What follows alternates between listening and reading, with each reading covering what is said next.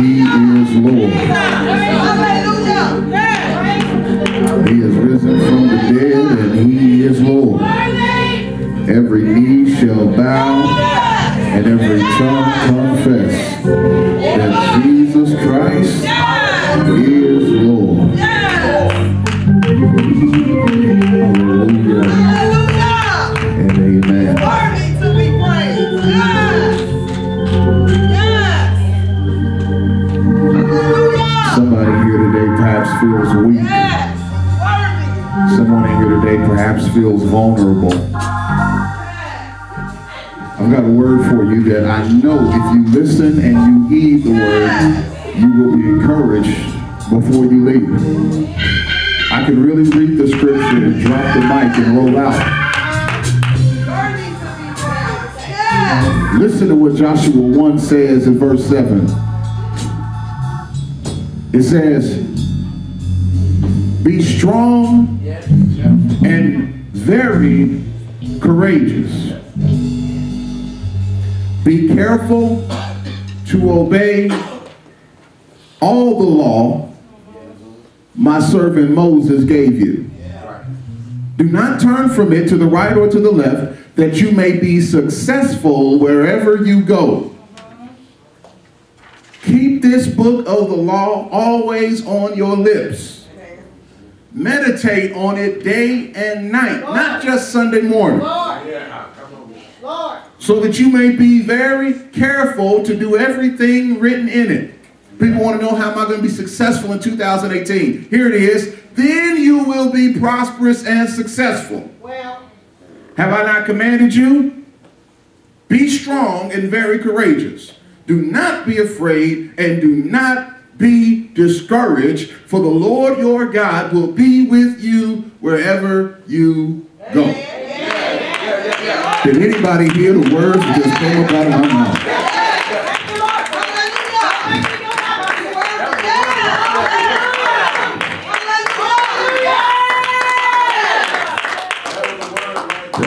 Let me see here. This ain't in the script, this ain't written, but y'all know how I do.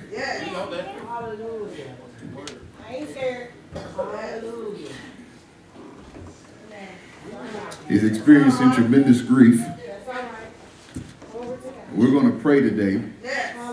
Yes. It's already done. Yes. Hallelujah. The elders and the ministers are going to pray for everybody in here. And I'm praying for all the leaders that have a title.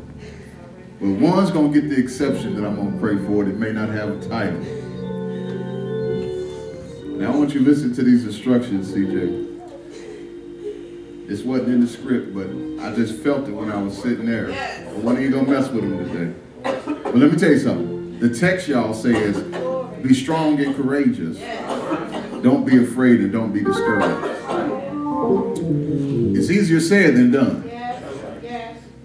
But I understand that people excel most when they're going through a grave time. Right? So someone very, very, very close and dear to him just transitioned two days ago. And so this is what I would like us to do before I preach. And I'm not preaching 40 minutes today. I don't even preach first Sundays. Just give me about 10, 15 minutes to preach. And then we're going to go to prayer. Because I got something I think you need to hear. But I'm going to ask for a favor, little bro. I'm going to ask for a favor. In the midst of your pain and what you're dealing with, man, I'm telling you, God can and will use you greater than when He normally would. I'm asking for a favor because I believe it's going to help you and it's going to bless them. And with one of your greatest talents of your voice, in the midst of how you feel, I want you to be strong and courageous. And I want you to minister right now. And I want you to sing. Take your time, but you got a crowd here. This is about to support you in a major way. You got a crowd.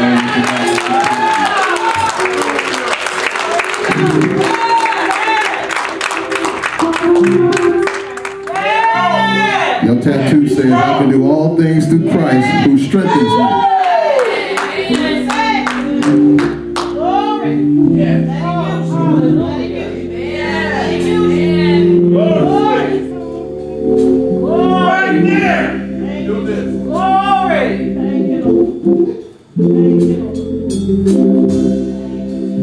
Yes. Cover him, Lord. Strengthen him, Lord. Yes. Yes. The blood still works. Yes.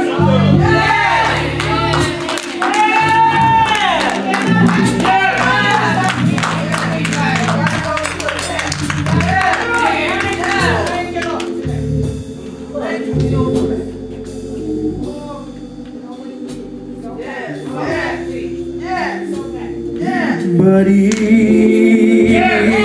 the storms don't cease, and just in case the winds they keep on blowing in, this is her favorite song.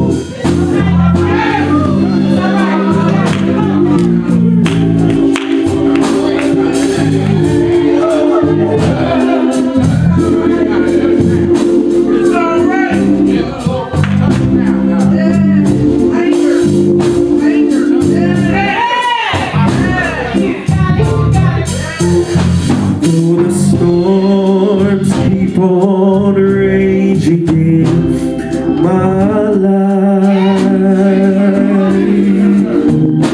and sometimes it's hard to tell the night from day. Still that hope that lies within is reassured as I keep my eyes upon that distant shore. I know he'll lead me safely to that blessed place he has prepared. But if the storms don't cease, and just in case the winds they keep on blowing in my life, my soul has been anchored in the Lord.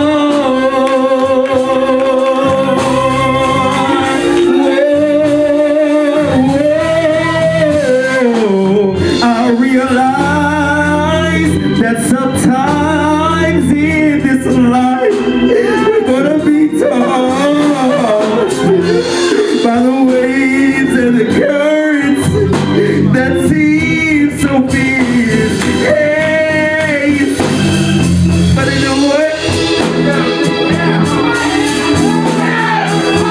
And it keeps me steadfast, and I move up this spot.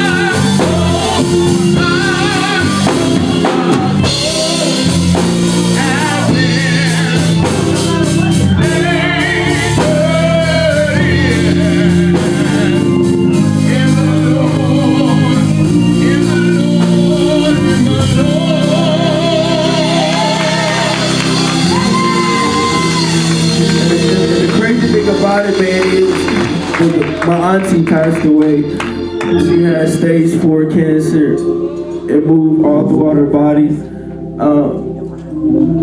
The crazy thing is, man, they told me she was on life support. I never even knew she was on life support. I never knew she was on life support. They said, you need to get out here because it's not looking good, man. So I went out there.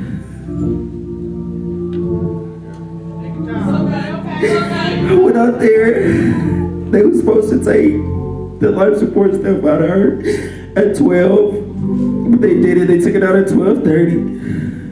And then she just kept saying she couldn't breathe.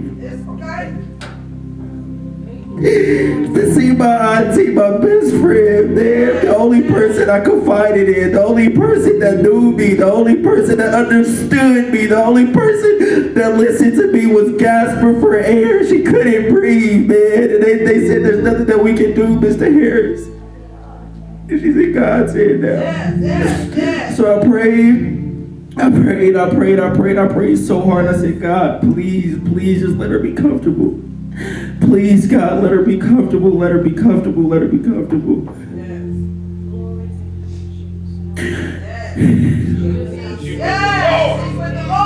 Her eyes started rolling in the back of her head, man, and then my cousin started playing Stan by Donnie McClurkin. And put it right by her ear. The thing is, my auntie's blind in her right eye. She can't focus on one thing. She can't do it. And y'all, I promise y'all, right when it said, after you done all you can, Stan, her eyes got so big, her eyes was focusing, her eyes, she seen something, my auntie was dead, man. She was dead and she seen something, her eyes got so big. And she was just staring and we kept shaking her. And we said, Auntie, what's wrong? What's wrong? And she just wouldn't say anything. She just kept staring. She kept staring. And then when she finally came to, she looked at us and she looked at us and she said, I love y'all. And then she took her last breath.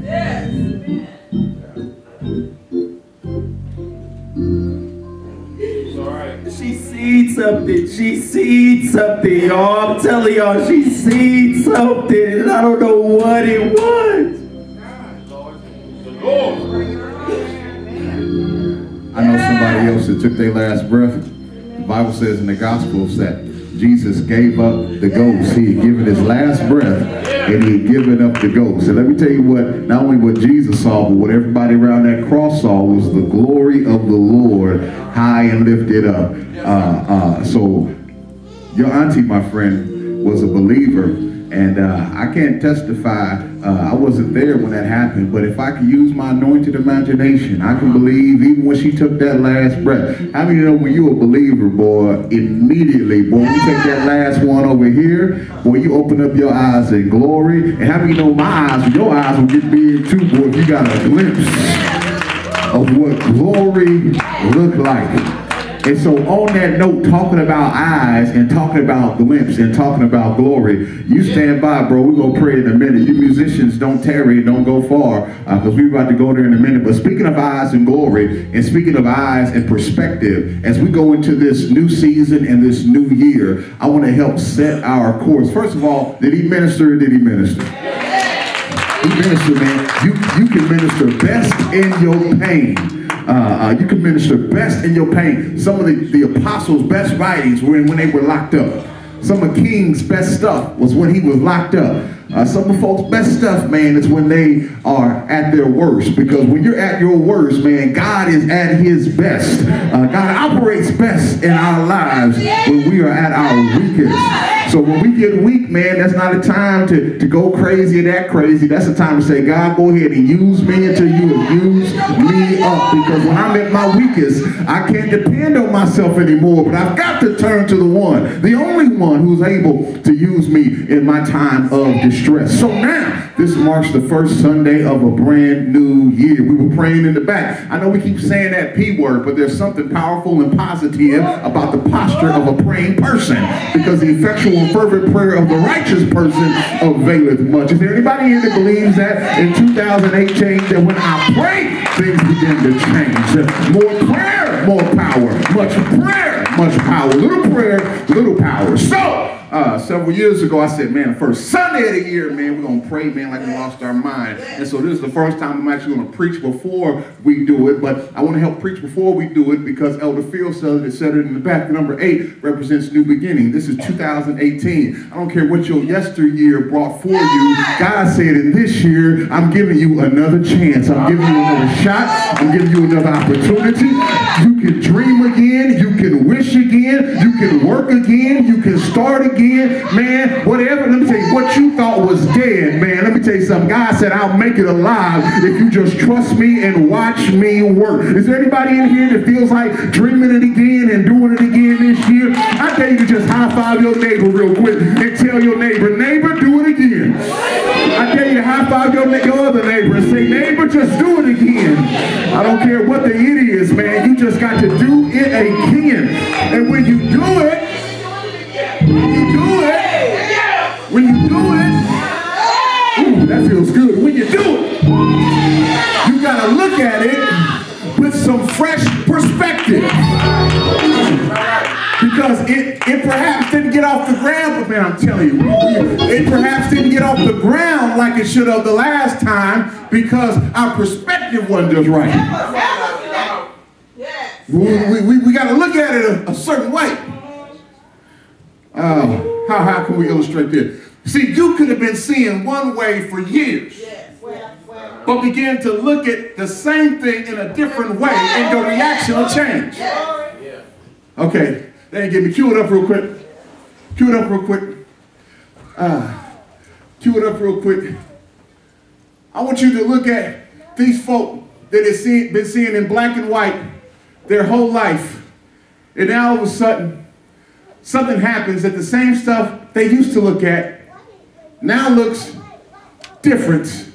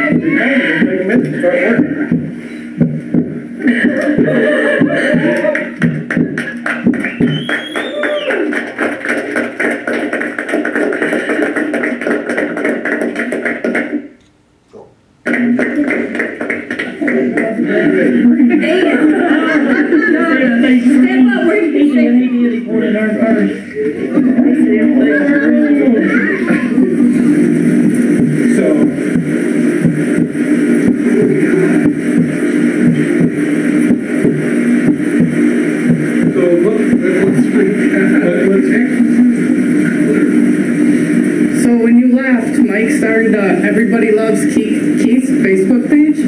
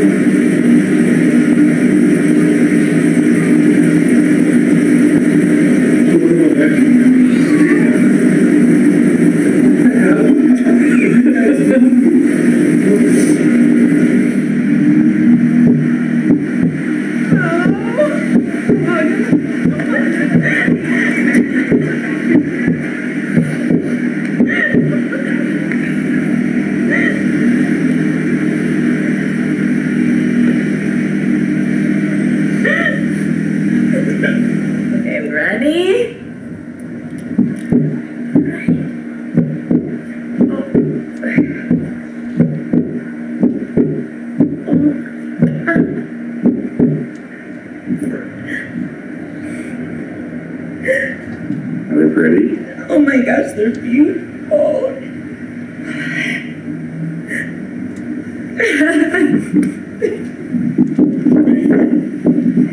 Everything is so much color.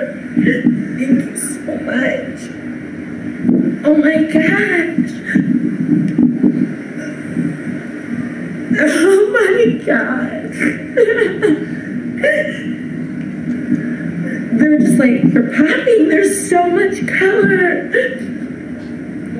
Oh my God. No, try it and say what they Over your are. glasses. Try to gauge him, brother. Over your glasses. Read moves over your glasses.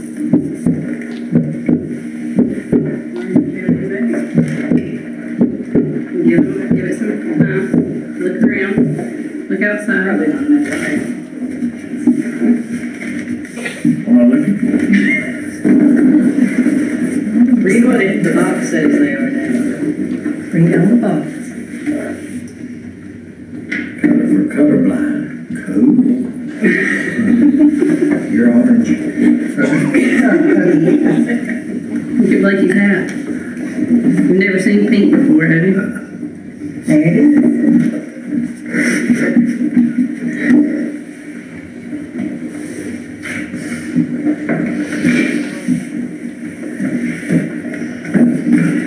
That's good, Doc. Let me have some lights. Well, he's never seen colors before, and he can see colors now. He can. He just named all the colors, and he can see them for the first time in his life. He can see colors.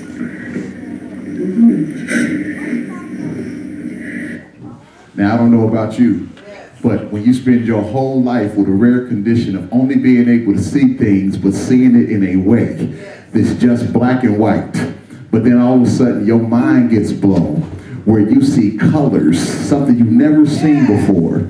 And some people laugh, some people cry, most of them cry, but they were being able to see the same stuff in a different way. Why? Because their perspective had began to change. Come here, let me get you. All I'm trying to see is, man, you can do it again. I don't know what it looked like before, but is there anybody that believes that if they began to look at it with positive insight, with the profound insight, look, man made a device, that caused people to be able to look at things in a different way. If man can do that for man, how many of you know that God could blow our minds with allowing us to look at this year unlike any other year we had before? I don't know about you, but I believe in God for greater in 2018. I don't know about you, but I believe in God for bigger in 2018. I don't know about you, but I believe in God for better in 2018, because if God be for me, he is more than the world against me.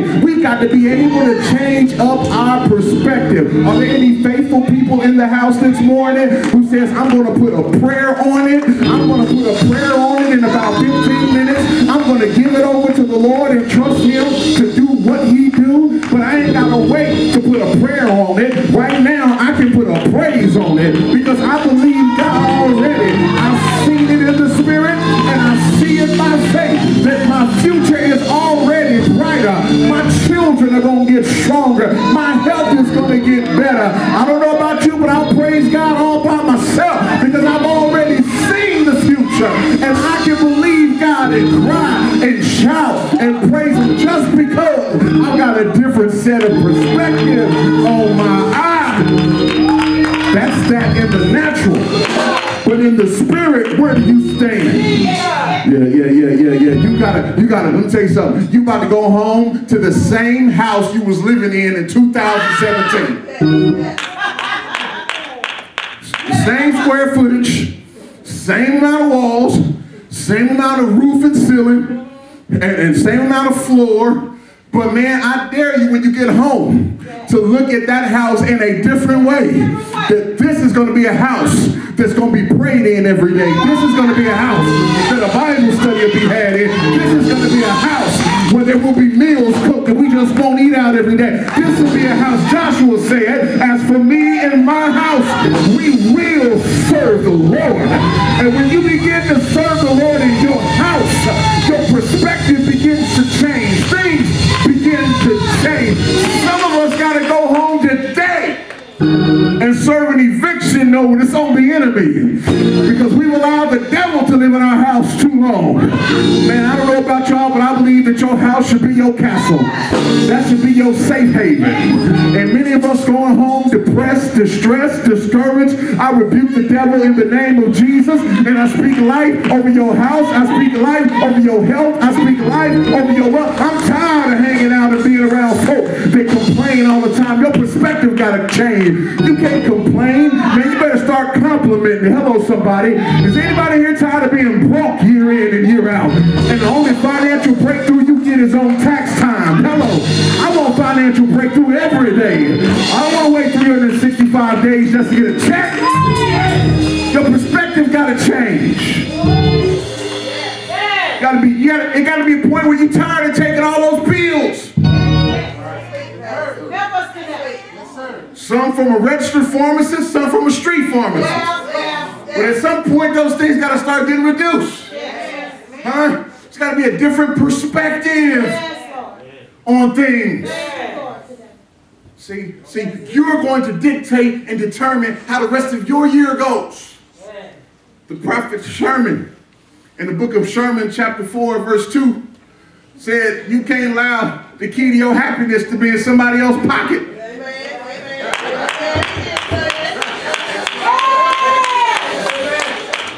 I like it. That's the book of Sherman.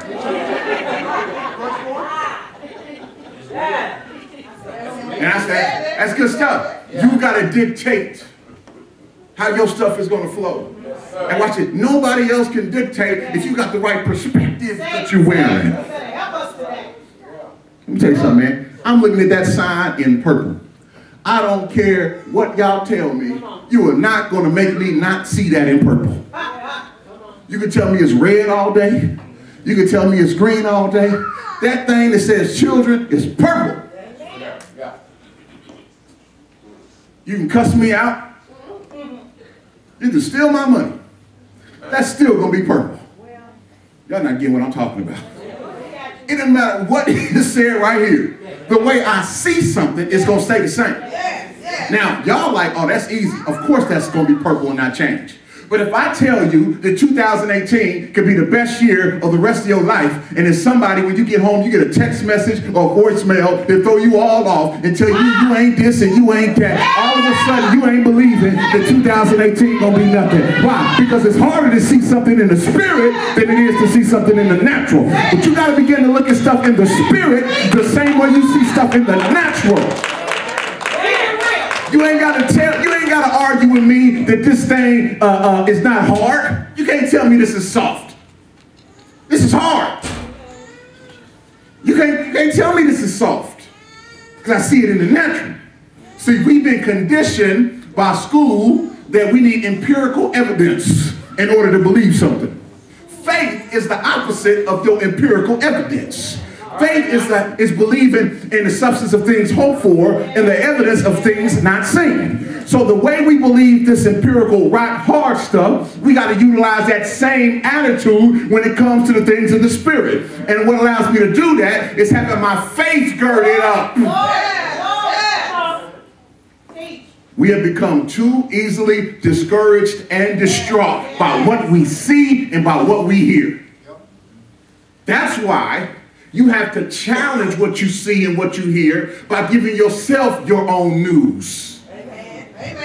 I know it sounds like I'm beating a dead horse, but I can get good news every day.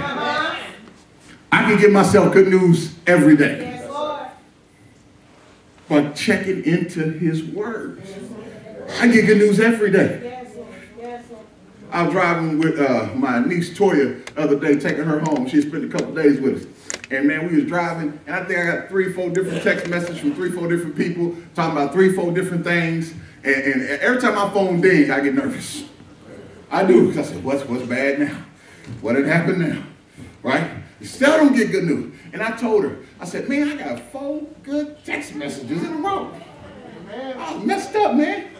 Somebody texted me. They want to take me to lunch. I said, praise the Lord. Somebody that owed me money texted me. They said they got me. Come through. I said, praise the Lord.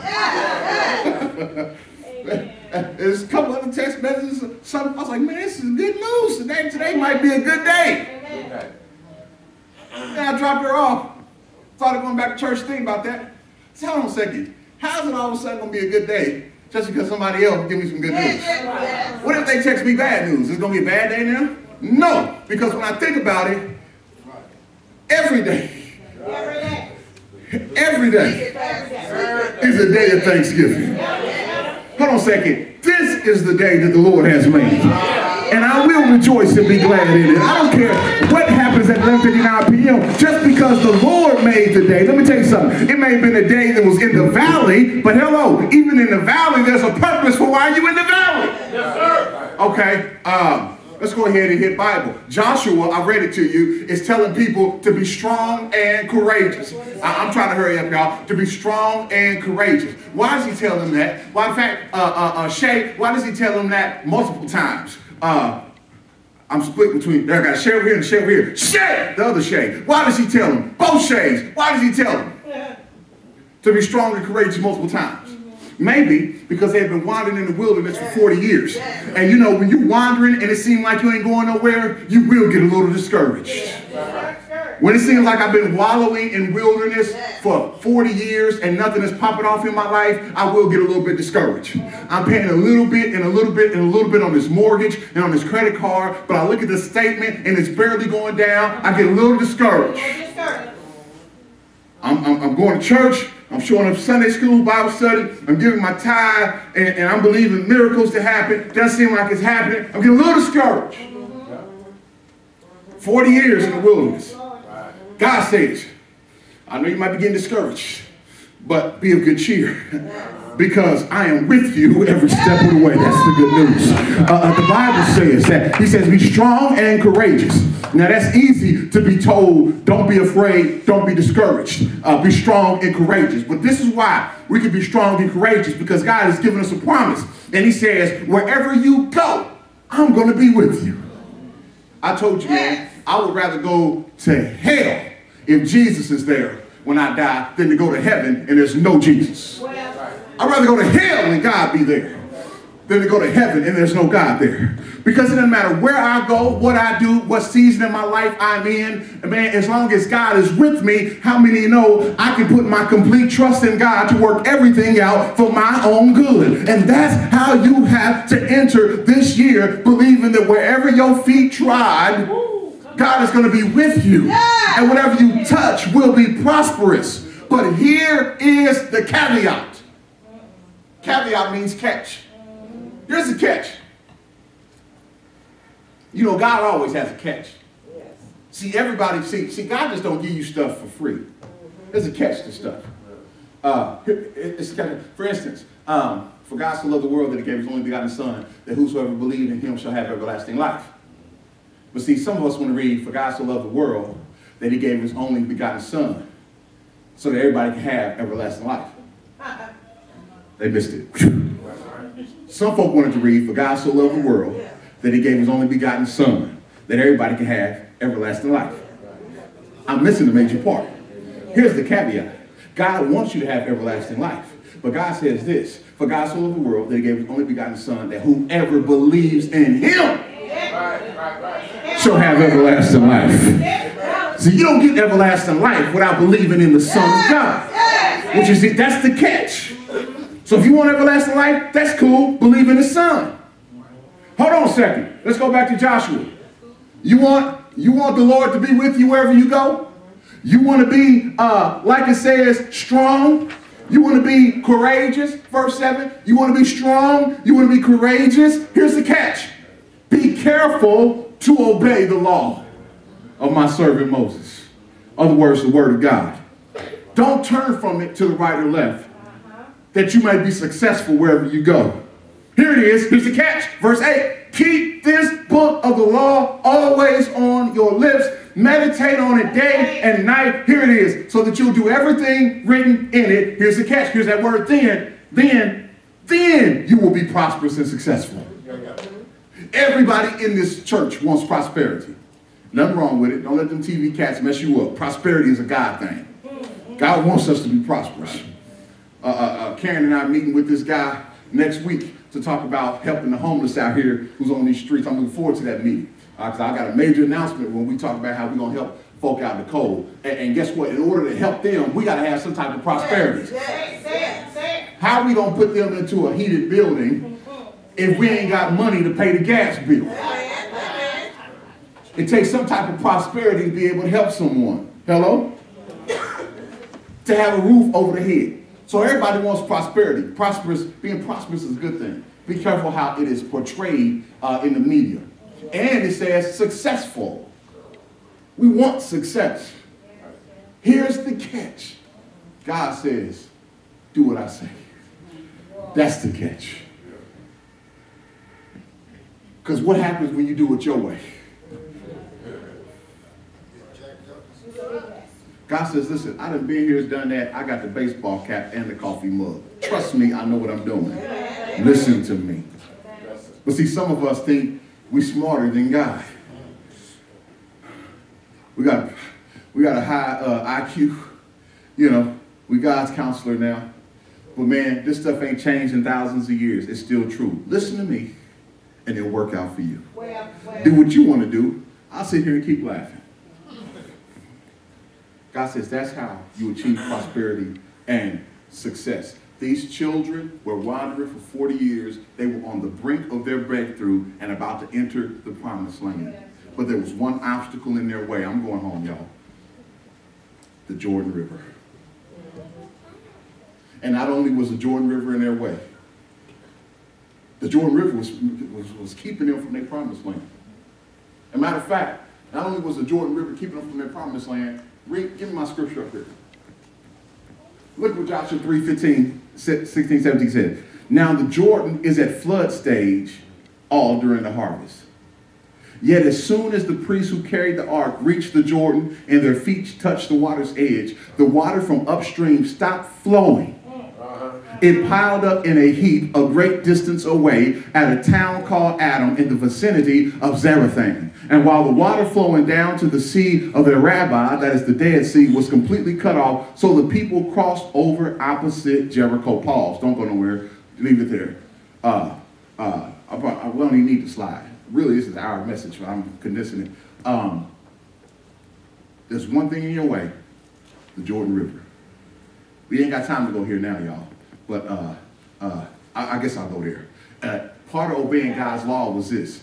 In order for you, the people, to cross over, 1 million Israelites, about 1 million of them, they need to cross this river.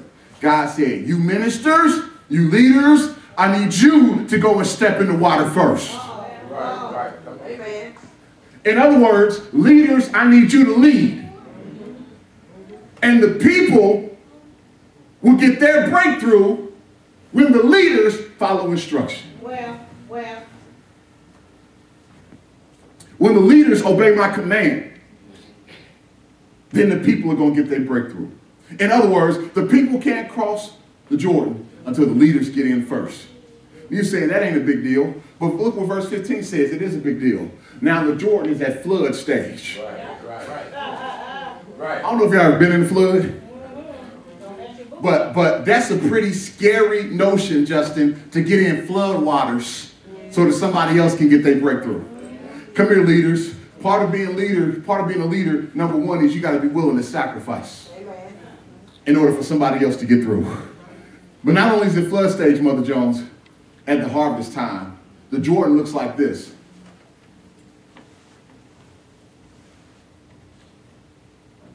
This is exactly what it looked like when God said, I want you to step in that water.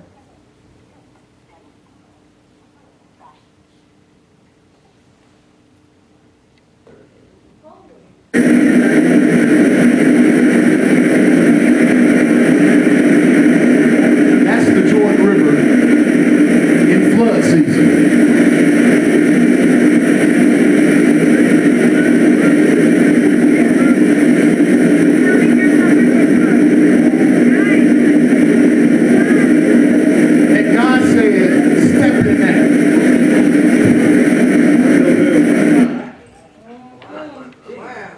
Be a leader? I ain't talking about just at the church. You really want to lead your house? Yeah. You really want that promotion at work? Yeah. Huh? You really want to be a leader? I want you to step in the Jordan at flood stage. In that. Give me my last verse. The priests who carried the ark of the covenant of the Lord stopped in the middle of the Jordan. Look, stop in the middle of it. See, I think they just, like y'all at the beach, y'all know you got to put your foot out there to touch the water first and see if stuff pop off. No, they went out into the middle of the Jordan at flood stage in that season, stopped in the middle of it, and stood on dry ground. Anybody shout yet?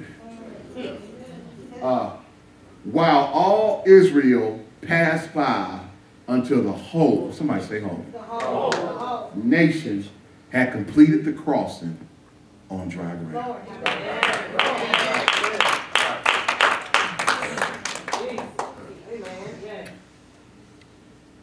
Leaders, just about in 2 minutes, are going to stand up here and listen, you're going to step into some uncharted territory. Somebody, y'all give a prayer request, be raw with it if you need a raw one. Do what you got to do. Leaders, you're going to sweat, you're going to get tired. Don't be concerned about the time limit. We've done everything we got to do. All we got to do is pray now. But I want to make sure I'm more serious today than I've been any other year on making sure these folk are touched, anointed, and prayed for, because the leaders have to touch the water so that the whole church, I don't want y'all to dip up out of here. I need you to come forward and be touched and agreed on in prayer so that the whole nation, let me tell you something, church. Let me tell you something. Elder Field can be a millionaire tomorrow. Something can happen in his life, but he'll be a millionaire tomorrow. Elder Sid can have a miracle where he no longer needs this.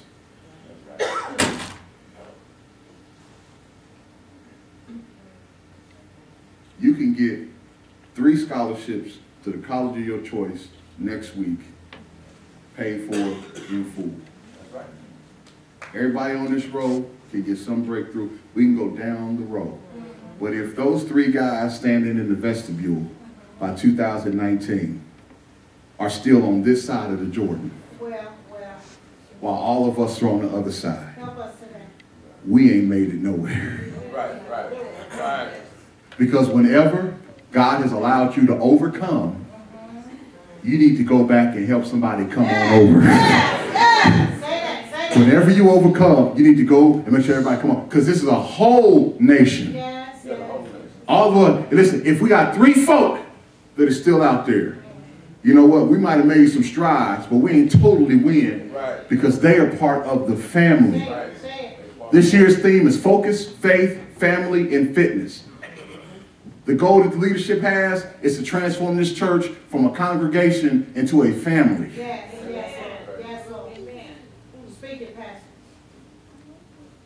February 18th, when we come back here, 4 o'clock for your installation. Let's have dinner after service. Here. Do I have somebody in here that thinks that's cool or what? We ain't talking about that, have we? We haven't talked about that. That's that stuff that just be popping off.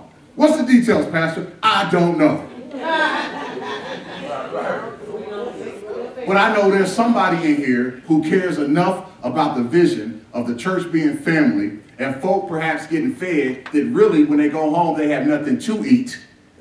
Because you think just because you got something to eat when you go home everybody else does. It's not true. There's somebody fired up enough that'll say, Pastor, once that happens, we're going to pull a team together. We're going to figure out how to make that happen. Whether it's a pitch in, a potluck, this, that, and the other. Is it in the budget? No, it ain't in the budget. When them 5,000 folks showed up, that wasn't in the budget either. But Jesus said, just give me 2 fish and 5 loaves. Somebody be responsible for some food, somebody else be responsible for some music, somebody else be responsible for some games. Then at 3:30, let's come on up here and start praying. So when 4 o'clock roll around, you can install a pastor.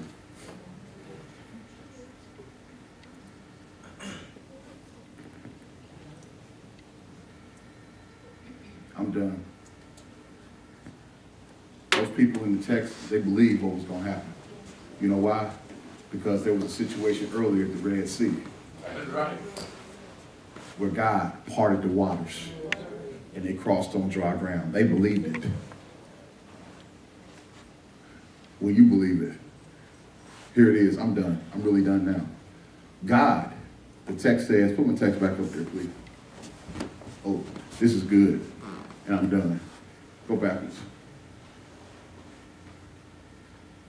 It piled up in a heap a great distance away at a town called Adam in the vicinity of Zarethan, while the water flowing down to the sea, the Dead Sea, was completely cut off. I'm done. That's the most powerful point to me. God didn't split it right there like he did the Red Sea. God stopped it. The distance between those two towns were 19 miles. In other words, we're crossing Andrew J. Brown Avenue. Imagine a sea out there. Imagine the sea we're trying to get through. God stops the flow of water in Greenwood. Okay. Pastor, what's the application? Oftentimes, God is working upstream where you can't see him in order to effect your crossing right here. I can't always see. Sometimes God is 19 miles away working for my good. Let me tell you something. God is 19 years away working on your baby's scholarship, Audrey. Y'all don't hear me. Courtney, God is 19 years away in the future working on your baby's scholarship to college. You can't see God work. But he's often working upstream in order to affect your right now. So even when I can't trace him, I can still trust him because God was working upstream on their behalf. God bless you today.